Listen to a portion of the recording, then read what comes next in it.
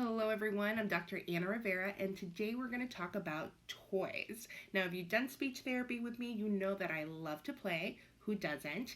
And I'm going to talk to you about the different toys that I use and how I use them. So I divided it up into three groups: toys that I use for reinforcement, toys that I use for sensory stimulation, and toys that I use for pretend play. And I'm going to show you how you can use these at home. Stay tuned.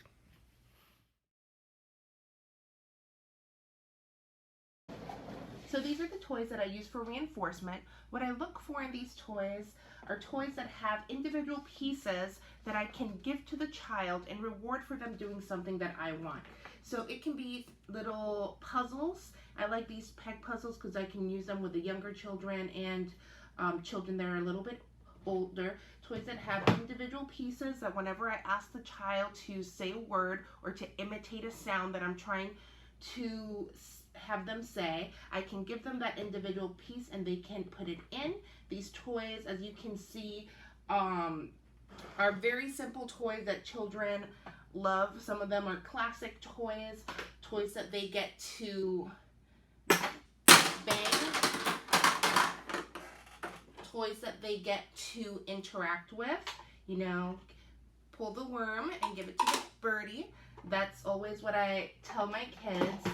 Toys that have that interaction where the child is interacting with me and the toy.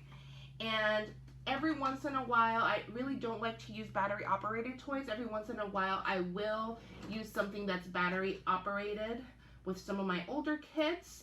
And again, this is one of these situations where you have to have the control.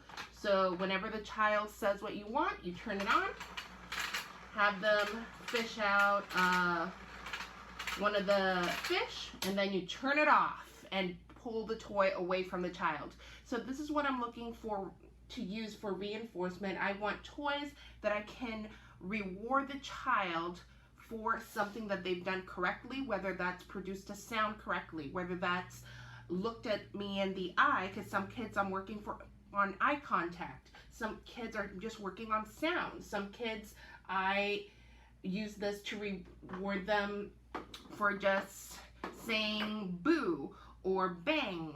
So I want to have all kinds of toys that are fun, interactive, but that can allow the child to have fun while we're doing therapy. Hello again. So I wanted to start with one of the toys that most parents have at home anyways. When it comes to using these toys, you want to pick a sound, and my little trick for choosing a sound is thinking about it in terms of front, back, middle. That's how you want to target your sounds. So you want to start with the sounds that you make towards the front of your mouth. So that's going to be sounds like p, b. Then you target the sounds towards the back of your mouth, so that's going to be your k and g.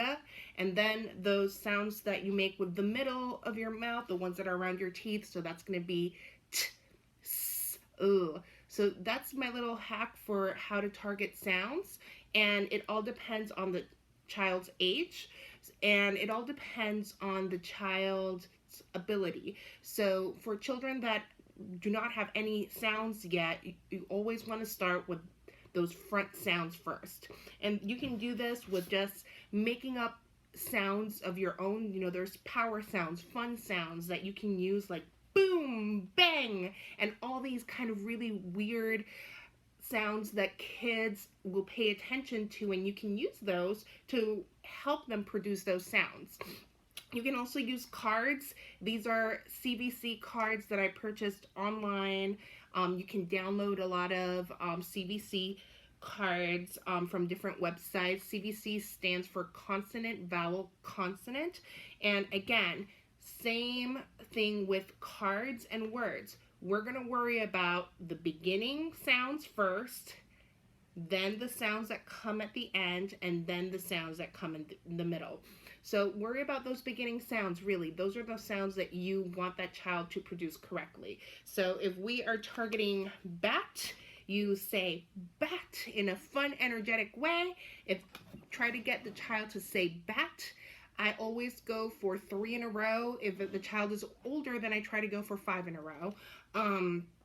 And we try to say bat in a fun way. As soon as the child says bat, you give them the toy, and we try to find the little where it goes and give that piece to the child, and the child gets to put it in. Then you pull the toy away.